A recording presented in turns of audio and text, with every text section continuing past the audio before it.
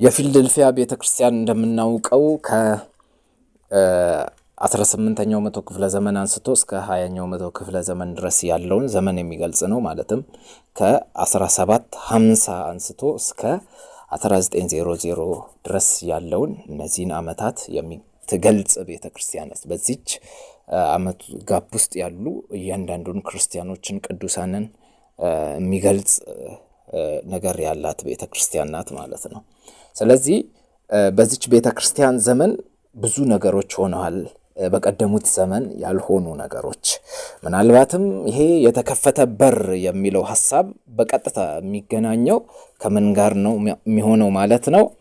ከዛ ዘመን ላይ ከተነሳው ስልጣኔ ጋር ነው። ይሄም ምን አይነት ስልጣኔ ይባላል? ኢንዱስትሪያል ሪቮሉሽን የሚባል የስልጣኔ ጊዜ ነበረ። እናም እንደምናውቀው ዓለማችን ላይ 3/4 የሚሆን ወንጌል ለዓለም ክፍል የተዳረሰው በዚህ በኢንዱስትሪያል ሪቮሉሽን ጊዜ ነው ማለት ነው። ስለዚህ በ18ኛውና እንደዚሁም ደግሞ በ19ኛው መቶ ክፍለ ዘመን በአውሮፓ ላይ አንድ ነገር ተጀመረ። እሱም ኢንዱስትሪያል ሪቮሉሽን ነው። ይሄ ደግሞ ኢንዱስትሪያል ሪቮሉሽን ዓለምን እጅግ በጣም ቀየረና አሁን ላለንበት ደረጃ እንድንደርስ ያደረገን ያኔ የተፈጠረው ስልጣኔ ነው።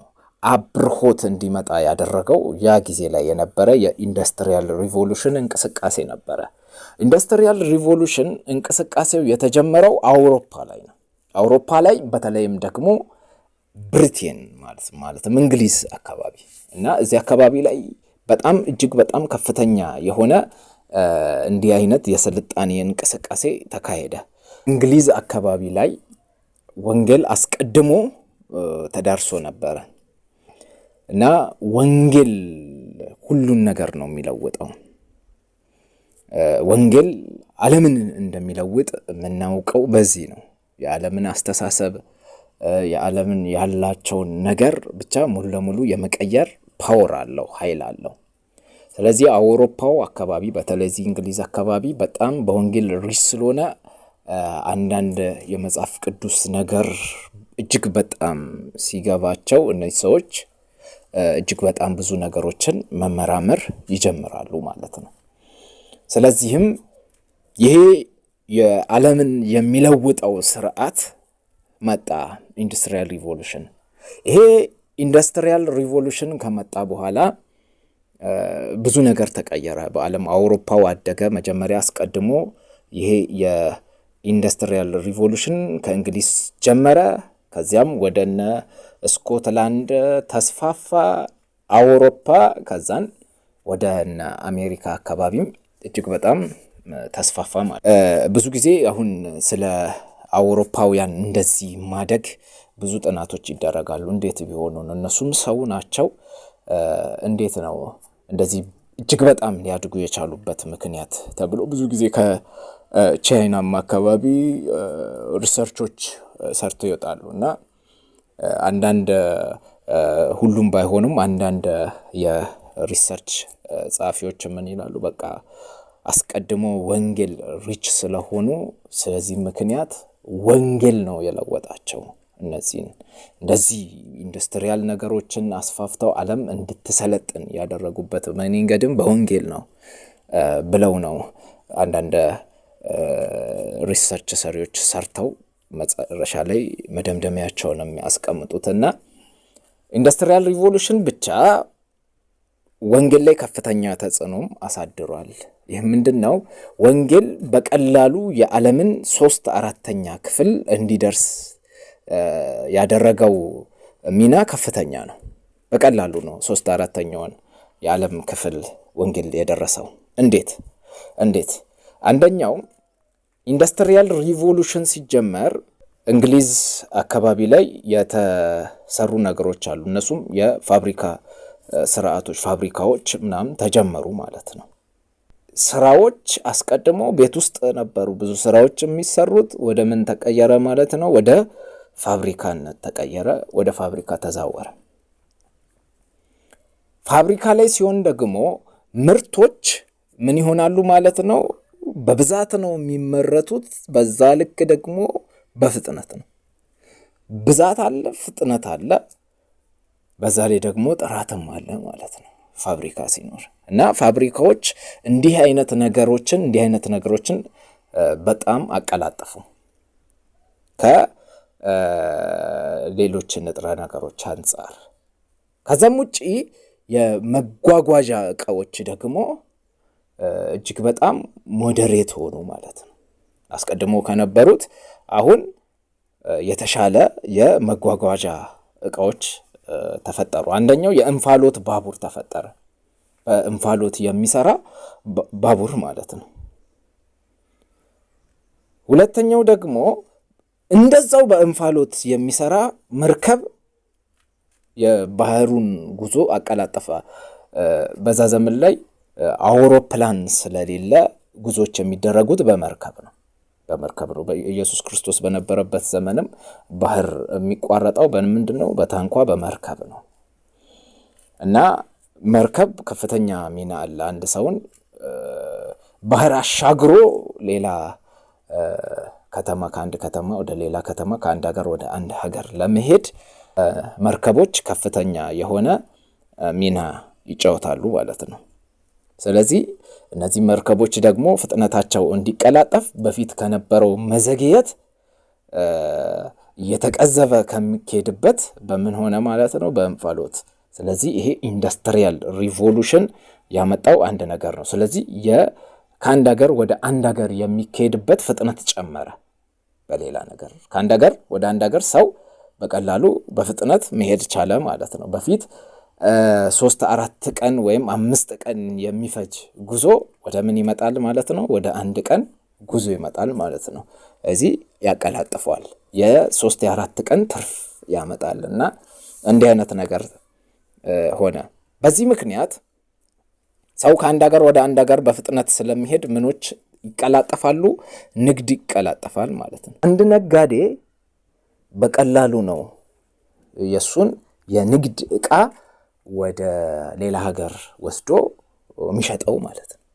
እንደዚሁም ደግሞ የሚገበያየው ሰው በቀላሉ የሆነ የሚፈልገውን ምርት ማግኘት ይችላል ከየትም አካባቢ ማለት ነው። ስለዚህ ነገሮች ቀላል ሆኑ።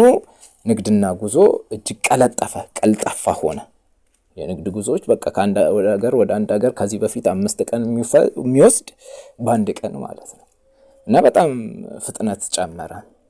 እና ይህን ነገር እጅግ በጣም ከፍተኛ የሆነ አበርክቶ አለ። ከወንጌል ጋር ምን እንደሚያገናኘው እንመጣበታለን። ቀጥሎ ደግሞ የህትመት አገልግሎቶች መጡ። ህትመት አገልግሎት መጽሐፍትና ጋዜጣዎች ምን ሆኑ? በብዛት መታተም ጀመሩ። በፊት የህትመት አገልግሎት እንግዲህ ሰው እየጻፈ ነው ከአንዱ ወደ አንዱ ኮፒ የሚደረገው፣ ከዛም በኋላ የሚሰራጨው። አሁን ግን ማተሚያ ቤቶችን መጡ። ህትመት አገልግሎቶች ጋዜጣዎችን በብዛት ማምረት ጀመሩ፣ በብዛት ማሰራጨት ጀመሩ። ከበፊቱ እጅግ በጣም ቀልጣፋ ሆነ። ቅልጥፍናው እጅግ በጣም ጨመረ ማለት ነው። በዚህ ጊዜ ከህትመት ጋር የሚገናኝ ምን አለ ማለት ነው? የክርስቲያን መጽሐፍቶች አሉ። እሱንም አሁን እንመጣበታለን ድጋሚ። ከዛ ውጪ ሰው ከሰው የሚገናኝበት ነገር ቀልጣፋ ሆነ። ሰው ከሰው የሚገናኝበት ነገር ከምን ጋር ይገናኛል? ይሄ ከንግዱ ጋር ከጉዞ ጋር ይገናኛል። ከትራንስፖርት ሲስተም ጋር የሚገናኝ ነው። የመገናኛው እድገት በጣም ጨመረ። ስለዚህ አስቀድሞ ፖስታ ከአንድ ሀገር ወደ ሌላ ሀገር ሲላክ እንደዚህ በጣም ብዙ ዲሌዎች ካሉ የ5-6 ቀን ርዝመቶች ካሉ ይሄ ቀን ይጠባል። ለአንድ ሰው በአንድ ቀን ምን ማድረግ ይችላል ማለት ነው? ፖስታ ልኮ መልእክቱን ማድረስ ይችላል ማለት ነው። ስለዚህ የፖስታ ነገሮችም ተቀላጣጠፉ ማለት ነው። ከዛ በኋላ አንድ ነገር መጣ። ምንድነው? ቴሌግራፍ ተጀመረ። ስለዚህ በቴሌግራፍ ደግሞ ምን አለ? መረጃ በፍጥነትና በቅልጥፍና ይሰራጫል። መረጃ ቴሌግራፍ ማለት እንደ አሁን በዚህ ዘመን ላይ እንደምንጠቀማቸው አንዳንድ ማህበራዊ ሚዲያዎች ቴሌግራም፣ ፌስቡክ እንደነዚህ የሚያገለግል ነው። ያኔ በዘመኑ ማለት ነው ኢንዱስትሪያል ሪቮሉሽን ሲጀምር ይህንን ነገር አቀላጠፈው። ሰው በፖስታ ብቻ የነበረውን በቴሌግራፍ መላላክ ጀመረ ማለት ነው። ስለዚህ በቴሌግራፍ መልእክቱን ይልካል። እዛ ያለ ሰው ቴሌግራፍ ላይ ያንን ነገር ያነባል። ሲስተሙ እጅግ የተወሳሰበ ነው። እንዳሁን ዲጂታል ዘመን አይደለም። ግን መረጃን ከፖስታ ይሻላል። መረጃን ለማቀላጠፍ ነው ሐሳቡ። ማህበራዊ ህይወቶችን ያዋህዳል። ማለትም አንድ ሰው ከአንድ ሀገር ወደ ሌላ ሀገር፣ ከሌላ ከተማ ወደ ሌላ ከተማ በቴሌግራፍ መረጃ ልውውጥ ማድረግ ይችላል ማለት ነው። ይሄ በወታደር ቤቶችም እጅግ በጣም ለመረጃ ቅልጥፍና የሚጠቀሙበት መንገድ ሆነ። ያኔ ይሄ ኢንዱስትሪያል ሪቮሉሽን ያመጣው ነገር ነው ማለት ነው። ስለዚህ ወንጌል ጋር ታዲያ ምንድን ነው ግንኙነቱ? አሁን እጅግ በጣም ልናየው የሚገባ የተከፈተ በር ሰጥቻለሁ ከሚለው ሐሳብ ጋር ነው። ይህንን ደግሞ ማንም ሊዘጋው አይችልም። በፊላዴልፊያ ቤተክርስቲያን የተፈጠረው ይሄ ነው። ኢንዱስትሪያል ሪቮሉሽን ጀመረ። አንድ ሰው ወደ አንድ ሀገር ለመሄድ ጉዞ እጅግ ተቀላጠፈ። ስለዚህ አንድ እንግሊዛዊ ወንጌልን ይዞ አፍሪካ ለመድረስ ቻለ ማለት ነው። አፍሪካ እንደሚታወቀው እንግዲህ አብዛኛው ማለትም ይሄ ሰሜኑን አካባቢ ትተን ማለት ነው። ሰሜን አካባቢ ማለት ሊቢያ፣ ግብጽ እንደዚሁም ደግሞ እነዚህ ሰሜን አካባቢ ያሉትን የምስራቅ አፍሪካ ሀገሮችን ስንተው ምስራቅ አፍሪካ ሀገሮች እነ ኢትዮጵያ ሰሜናዊ ፓርቱ፣ እንደዚሁም እነ ሱዳን እሱም ሰሜናዊ ፓርቱ ከግብጽ ጋር ድንበር የሚገናኘው ፓርት ማለት ነው። እነዚህ አካባቢዎች እጅግ በጣም የሚታወቁ አካባቢዎች ናቸው። መጽሐፍ ቅዱስ ላይም ብዙ ጊዜ ትኩረት ተሰጥቷቸው የሚነገር አካባቢዎች ናቸው። ሌሎች አፍሪካ ላይ ብቻ የጫካ ህዝቦች እንዳሉ ነው የሚታወቀው። እነዚህን የጫካ ህዝቦች እነዚህ ነጫጭ ሰዎች መተው ማየት የጀመሩት ከኢንዱስትሪያል ሪቮሉሽን በኋላ ነው። ከዚህ በኋላ ወንጌል ምን ሆነ ማለት ነው? ወደ አፍሪካ ገባ። ወንጌል አፍሪካ ላይ መስፋፋት ጀመረ በኢንዱስትሪያል ሪቮሉሽን አማካኝነት። እዚህ ጫካ ውስጥ ያሉ ሰዎች ስንል እንደ ቡሽሜን ነው የሚኖሩት ነው። አሁን አንዳንድ ሰዎችን እንመለከታለን። ለምሳሌ አማዞን አካባቢ ያሉ ሰዎች አሉ፣ ጫካ ውስጥ የሚኖሩ ሰዎች። እንደዛ አይነት ህይወት ነው እዚህ አፍሪካም ያሉ ሰዎች የሚኖሩት። ስለዚህ ይሄ አካባቢ እንዲለወጥ ወንጌል ብርሃን ሆኖ እንዲበራ ኢንዱስትሪያል ሪቮሉሽን ከፍተኛ ሚና ተጫወተ። ወንጌል ለአፍሪካ ደረሰ። ምንም ሰምተው ለማያውቁት የጫካ ሰዎች፣ ወንዝ አምላኬ ነው ብለው ለሚያመልኩት፣ ዛፍ አምላኬ ነው ብለው ወደሚያመልኩት ሰዎች ምን መጣ? ወንጌል መጣ። ከምን ተነስቶ? ከእንግሊዝ ተነስቶ ማለት ነው። ከዛን ከአውሮፓ ተነስቶ በጠቅላላው ኢንዱስትሪያል ሪቮሉሽን እንግሊዝ ተጀመረ፣ አውሮፓን ለወጠ፣ አፍሪካ ገባ አሁን ማለት ነው። አፍሪካ ላይ ወንጌል ይዘው እነዚህ ሚስዮናውያን በቀላሉ መጡ። በፊት አይመጡም። ለምን ሲባል ጉዞ ከባድ ነው። አፍሪካ ገብቶ ለመኖር ጉዞ ሁሉ ነገሩ አመቺ አይደለም። እጅግ በጣም ሰፊ ቀናቶችን ይወስዳል። ብዙ ነገር። አሁን ሁሉ ነገር የተቀለጣጠፈ ሆነ። ከዛም ውጪ ምንድነው? የህትመት ስራ እንዳደገ ተመልክተናል። በቀላሉ ምን ማድረግ ይቻላል? መጽሐፍቶችን ማሰራጨት ይቻላል፣ ማሳተም ይቻላል። ስለዚህ በብዙ ቋንቋዎች፣ በአፍሪካ ቋንቋዎች ምን ሆነ ማለት ነው? መጽሐፍ ቅዱስ መታተም ተጀመረ፣ ተተርጉሞ ማለት ነው። በብዙ ቋንቋዎች ተተረጎመ፣ በብዙ ሺህ ህትመቶች ተካሄደ። መጽሐፍ ቅዱስ እስከ ዛሬ ድረስ በዓለም ታሪክ ትልቁ ህትመት የተደረገው መጽሐፍ ቅዱስ ብቻ ነው። ትልቁ ህትመት የመጽሐፍ ቅዱስ ህትመት ነው። ታተመ፣ በብዛት ታተመ። አፍሪካውያን በቀላሉ ምን ደረሳቸው? መጽሐፍ ቅዱስ ያውን በነፃ። ያኔ አሁን ላይ እንደምናየው አንዳንድ አሁን ለሽያጭ ቀርበዋል መጽሐፍ ቅዱስ። ያኔ ሚስዮናውያን ሲመጡ ግን ሚስዮናውያን በነፃ ነው መጽሐፍ ቅዱስ እየሰጡ ወንጌል የሚሰብኩት ማለት ነው። አሁንም ከሚስዮናውያን ወደ አፍሪካ ሀገሮች የሚመጡ መጽሐፍቶች በነፃ ነው የሚከፋፈሉት፣ በነፃ ነው። እና እንደዛ ሆነ። ብዙ ዋጋ እየከፈሉ አፍሪካ ሀገር ላይ ወንጌልን ሰበኩ። መጽሐፍ ቅዱስ በብዙ ቋንቋዎች ተተርጉሞ ተሰራጨ። እዚህም ኢትዮጵያም ደግሞ ሚስዮናውያን መጡ። አስቀድመን በታሪክ እንደምንመለከተው ኢትዮጵያ ወንጌል የደረሰው ታሪክ ስንመለከት መች ነው? በአራተኛው መቶ ክፍለ ዘመን ነው። በአራተኛው መቶ ክፍለ ዘመን ኢትዮጵያ ምን ብላለች? ክርስትናን ተቀብላለች። ጥምቀት የገባው ከዛ አስቀድሞ ቢሆንም ወንጌል ወይም ኢትዮጵያ ክርስቲያን የሆነችው በአራተኛው መቶ ክፍለ ዘመን ነው። ነገር ግን በአራተኛው መቶ ክፍለ ዘመን ወንጌል ገባ ይግባ እንጂ ከጊዜ ሂደት በኋላ ግን ወንጌል መልኩን ሲቀያየር ነበረ። ኢትዮጵያ አካባቢ የሚኖሩ ማህበረሰቦች አብዛኛው እስከዛሬ ድረስ ኦርቶዶክስ ተዋህዶ ናቸው። የኦርቶዶክስ ተዋህዶ ክርስቲያኖች ናቸው። ስለዚህ ክርስትና የገባው አለ ክርስትና።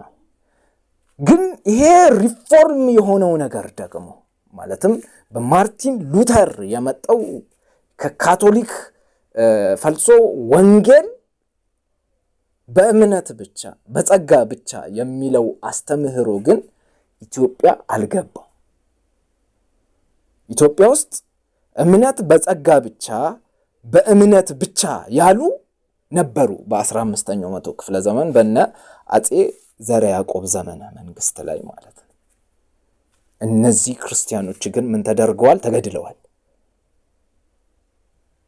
እንደዛ የሚያስቡም ሲመጡ ምን ይደረጋሉ? ይገደላሉ ኢትዮጵያ ውስጥ ማለት። አሁን ግን ሚስዮናውያኖች መጡ። ራሱ አይዲያ ነው። ራሱ ያኔ ሲገደሉበት የነበረው ኢትዮጵያ ውስጥ ተነስተው እነዚህ የተገደሉ አባቶች በዛ ምክንያት ሆኖ ሳለ አሁን ግን ከውጪ ምን መጣ? እዚሁ ነበረ ወንጌል የሚቀይረው ነገር ግን አሁን ከአውሮፓ መጣ ለሁሉም ማለት ነው። ክርስትናው አለ። አሁንም ክርስትና ውስጥ ግን ሚዳነው በክርስቶስ ብቻ ነው የሚለው አስተምህሮ ደግሞ መጣ። አንዳንድ ጊዜ የተለያየ ትርጉም ተሰጥቶት ብዙ ነገር ለማድረግ ተሞክሯል በኢትዮጵያ ፖለቲካል ሲስተም ማለት ነው። በእነ አጼ ቴዎድሮስ ዘመን እንደዚህ የተደረጉ ነገሮች አሉ። አጼ ቴዎድሮስም የመሞታቸው ምክንያት አንደኛው ከእንደዚህ አይነት ጉዳይ ጋር የተገናኘ ነው። ሚስዮናውያንን አስራል አይደለም እነዚህ ሚስዮናውያን ሳይሆኑ ሰላዮች ናቸው በሚል ባለ ግጭት ነው። ነገር ግን በስተመጨረሻ እንግሊዞችም ታሪክም እንደሚያረጋግጠው ሰዎቹ ሚስዮናውያን ናቸው፣ ጦር መሳሪያ መስራት የሚችሉ አይደሉም ማለት ነው። ግን እንዲህ አይነት ነገሮች ነበሩ። እንግሊዝ ብዙ ሚስዮናውያንን ለዓለም አበረከተች። ያለምንም ጥቅም ነው። ያለምንም ጥቅም በነፃ ነው። ማንም ደግፏቸው አይደል፣ በነፃ እርስ በርስ እየተደጋገፉ ነው ወንጌልን ለዚህ ሁሉ ዓለም ህዝብ ያደረሱት። ከእንግሊዝ ተነስቶ ወንጌል ለምን ደረሰ ማለት ነው? ለአውሮፓ መላው፣ ለአሜሪካ መላው፣ ለደቡብ አሜሪካም፣ ለሰሜን አሜሪካም፣ ለአፍሪካም እንደዚሁም ለእስያም ወንጌል ሊበቃ ቻለ። አሁን እስያ ውስጥ በብዛት ባይታይም ግን አለ ወንጌል ደርሷል። ዋናው ነገር ትኩረት የምናደርገው ምንድነው? ኢንዱስትሪያል ሪቮሉሽን ከምኑ ጋር መገናኘት ይችላል? የተከፈተ በር ሰጥቻለሁ። ማንም እሱን ሊዘጋ። ይሄ በር የምን በር ነው? የወንጌል በር ነው። በዚህ ጊዜ ላይ በዚህ ዘመን ላይ ወንጌል ስንት በስንት የዓለም ክፍል ደረሰ? 3/4 የዓለም ክፍል ዞረ። ሚስዮናውያን ሙሉ ዓለምን ዞሯት ማለት ይቻላል ማለት ነው። እንደዛ የሆነበት ጊዜ ነበረ። ለወንጌል ትልቅ ነገር የነበረበት ሁኔታ ነው። እነዚህ ነገሮች በነፃ እያሳተሙ እነዚህ ሰዎች ለዓለም እንዳደረሱ እንመለከታለን።